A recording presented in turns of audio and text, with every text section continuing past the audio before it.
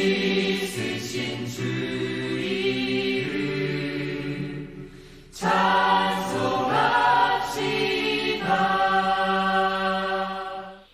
오늘에게 주시는 하나님의 말씀을 함께 보겠습니다. 사사기 10장 10절에서 16절까지 말씀입니다. 이 말씀 제가 봉독하겠습니다. 이스라엘 자손이 여호와께 부르짖어 이르되 우리가 우리 하나님을 버리고 바알들을 섬김으로 주께 범죄하였나이다 하니 여호와께서 이스라엘 자손에게 이르시되 내가 애굽 사람과 아모리 사람과 암몬 자손과 블레셋 사람에게서 너희를 구원하지 아니하였느냐. 또 시돈 사람과 아말렉 사람과 마온 사람이 너희를 압제할 때에 너희가 내게 부르짖음으로 내가 너희를 그들의 손에서 구원하였거늘 너희가 나를 버리고 다른 신들을 섬기니 그러므로 내가 다시는 너희를 구원하지 아니하리라. 가서 너희가 택한 신들에게 부르짖어 너희의 환난 때에 그들이 너희를 구원하게 하라 하신지라. 이스라엘 자손이 여호와께 여쭈되 우리가 범죄하였사오니 주께서 보시기에 좋은 대로 우리에게 행하시려니와 오직 주께 구하옵나니 오늘 우리를 건져내옵소서 하고 자기 가운데에서 이방 신들을 제하여 버리고 여호와를 섬김에 여호와께서 이스라엘의 권고로 말미암아 마음에 근심하시니라. 아멘. 하나님의 말씀입니다.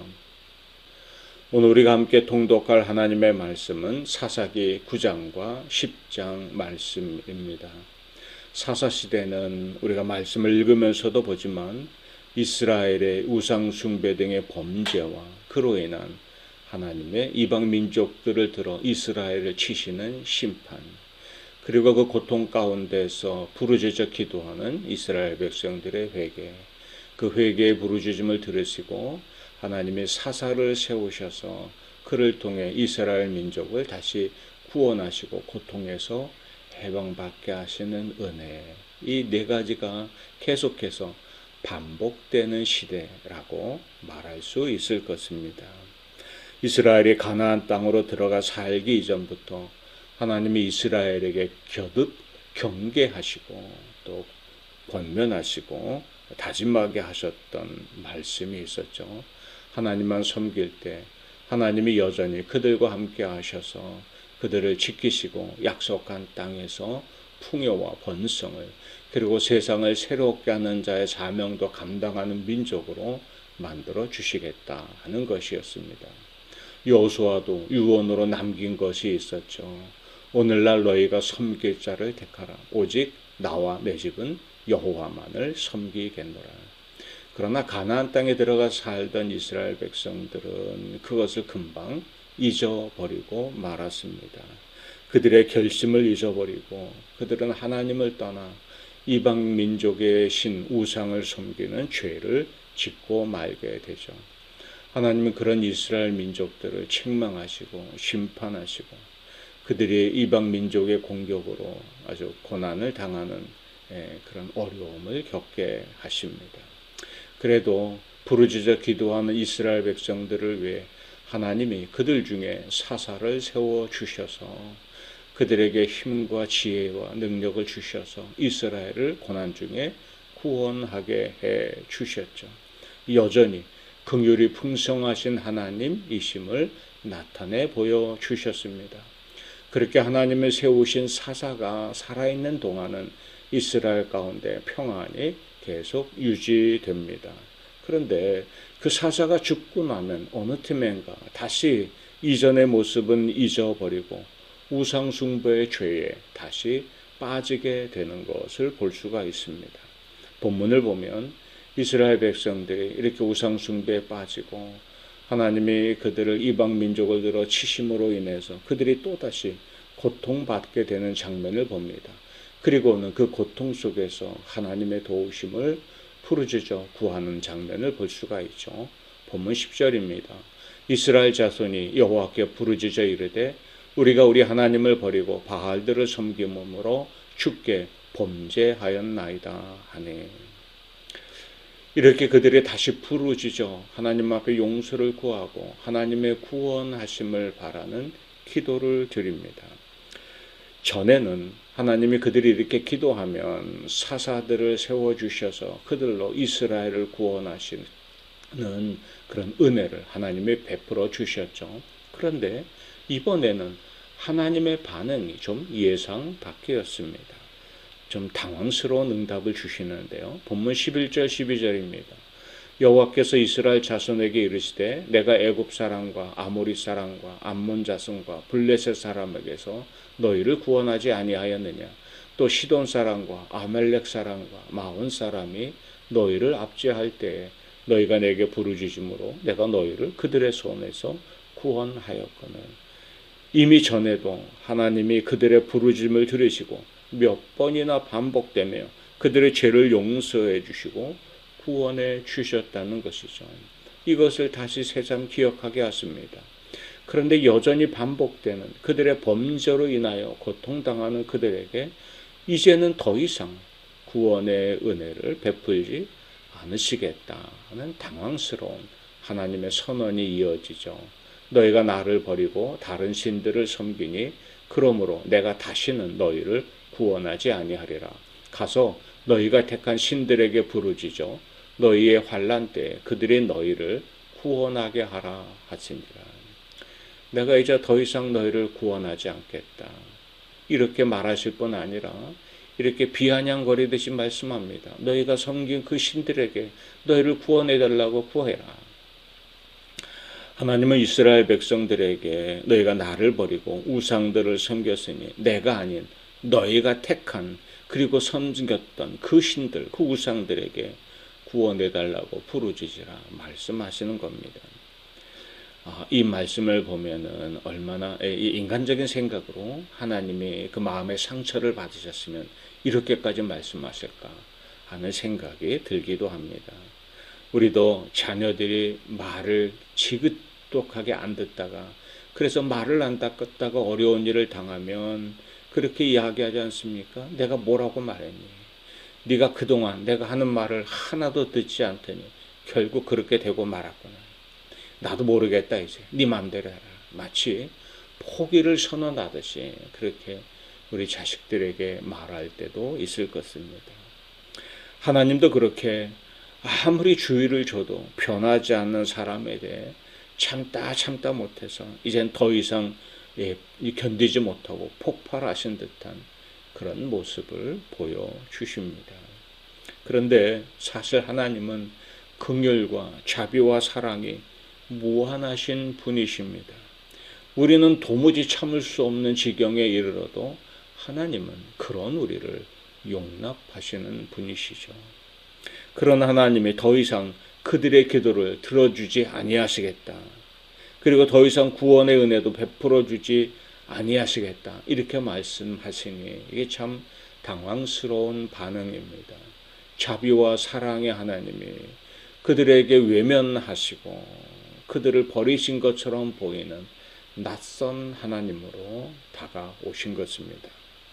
택하신 백성을 향한 하나님의 사랑이 변했기 때문일까요? 물론 그렇진 않습니다.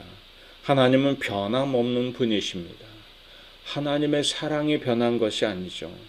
이스라엘의 신실하지 못함이 그런 반응을 가져왔을 뿐입니다. 살아계신 하나님은 우리와 사랑의 관계 안에 계속 머물러 있기를 원하십니다. 얼마나 그것을 원하시는지 예수 그리스도 독생자를 우리를 위한 대속의 제물로 주시기까지 하신 분입니다. 그런 하나님이 이렇게 낯설게 이스라엘 백성들에게 반응하신 거죠. 우리도 그렇습니다. 혹시 하나님이 낯설게 느껴지신다면 그것은 하나님의 문제가 아닙니다. 우리의 변화된 태도 때문인 것이죠. 사사기 10장을 앞절을 보면 유명한 사사 기드온의 등장의 뒤를 이어 또 다른 두 명의 사사의 이름이 나옵니다. 돌라와 야일이라는 이름이 짧게 등장하죠.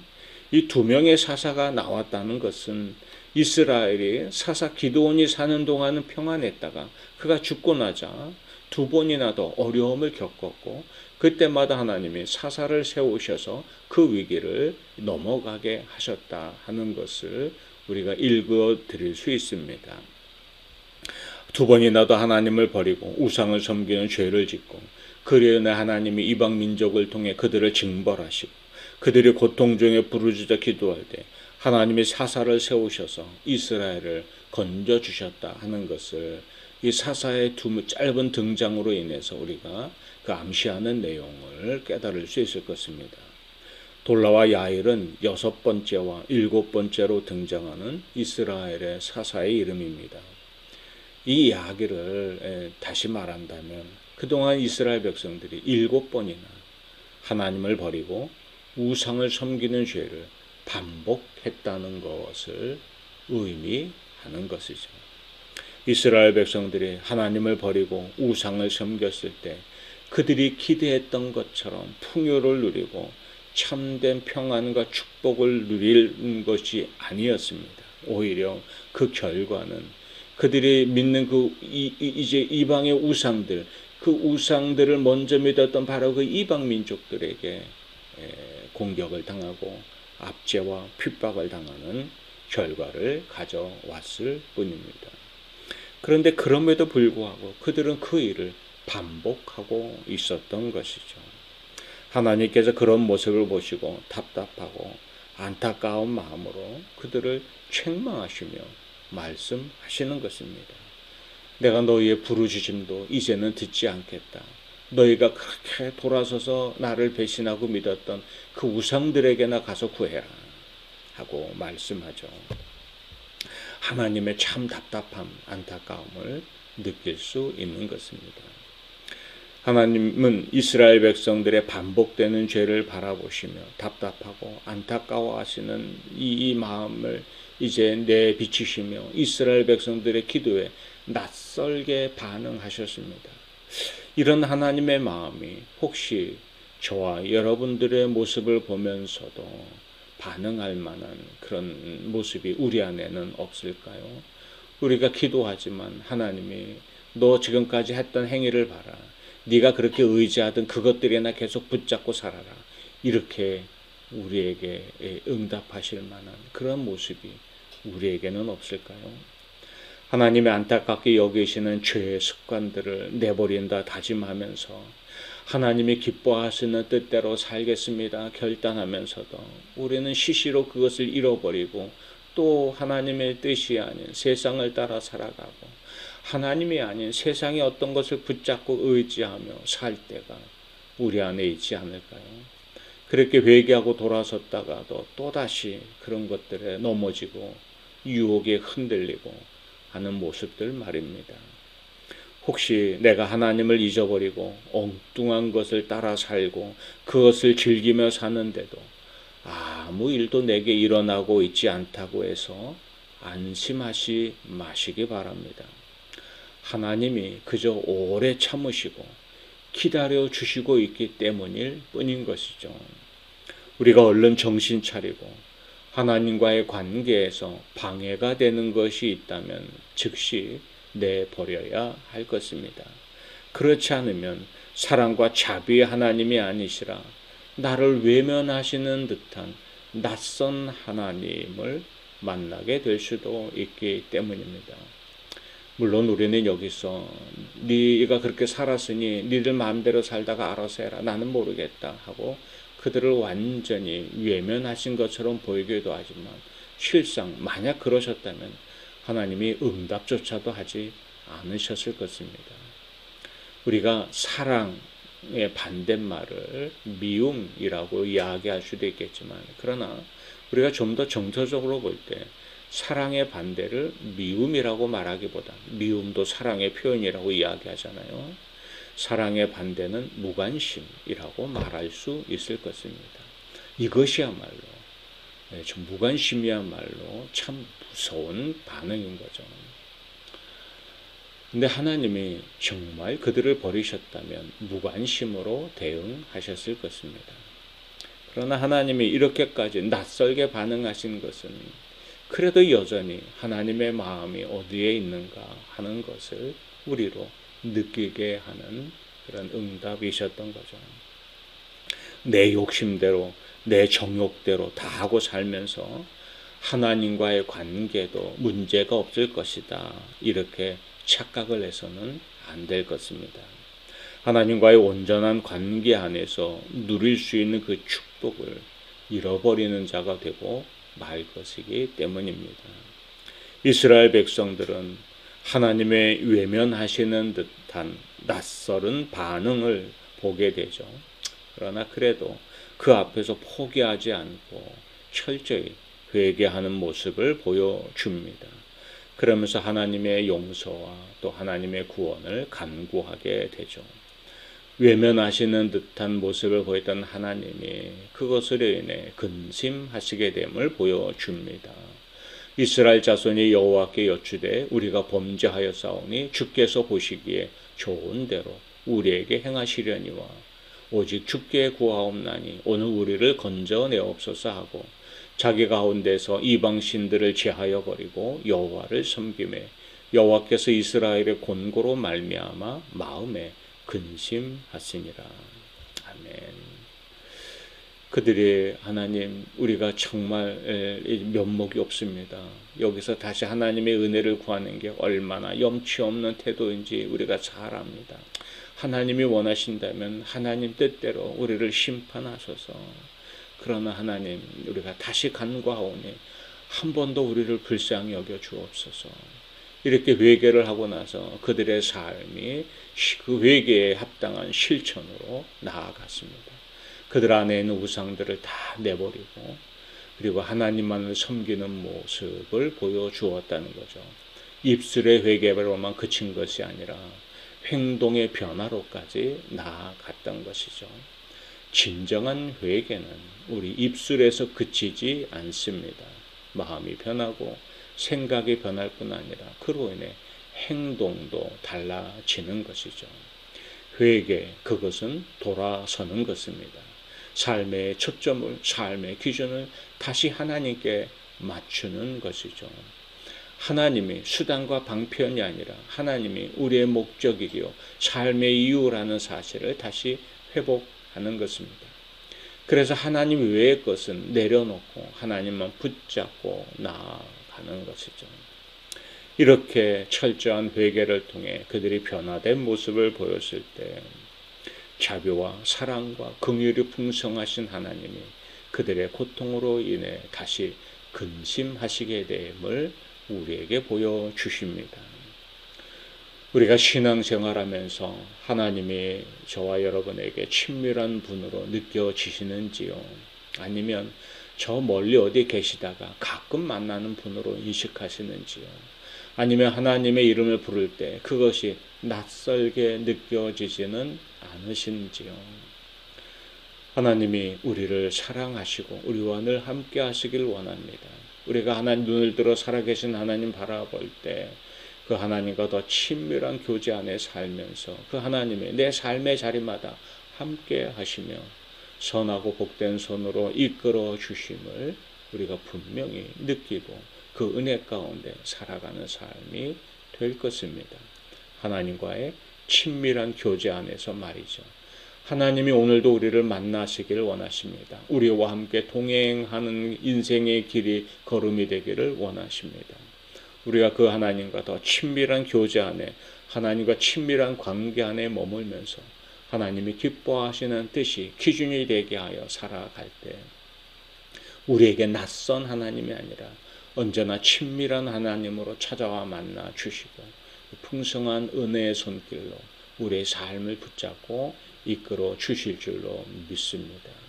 사람 사이의 관계도 친밀할 때 만나면 평안해지고 무슨 부탁을 해도 서로가 기쁜 마음으로 들어주지 않겠습니까? 하나님과의 친밀함이 우리 안에 있을 때 우리 일상 가운데 하나님이 주시는 평안함이 자리할 것이고 우리가 부르짖어 기도할 때마다 하늘문을 여시며 가장 좋은 것으로 응답하시는 하나님의 역사도 누리는 자가 될 것입니다. 낯선 하나님이 아니라 친밀한 하나님, 그 하나님과 더 가까이 교제하며 오늘도 하나님이 기뻐하시는 뜻이 내 삶의 기준이 되게 하여 살아가는 복된 한날의 삶이 되기를 주의 이름으로 축복합니다. 우리 함께 찬양하겠습니다. 주님과 함께하는 이 고요한 시간, 주님의 보좌 앞에 내 마음을 쏟네. 모든 것 아시는 주님께 감출 것 없네. 내 맘과 정성 다해 주 바라나이다. 나 염려하잖아도 내 쓸 것 아시니. 나 오직 주의 얼굴 구하게 하소서. 다 이해할 수 없을 때라도 감사하며 날마다 순종하며 주 따르오리다. 온 마음 다해 사랑합니다. 온 마음 다해 주 알기 원하네. 내 모든 삶 당신 것이니 주만 섬기리.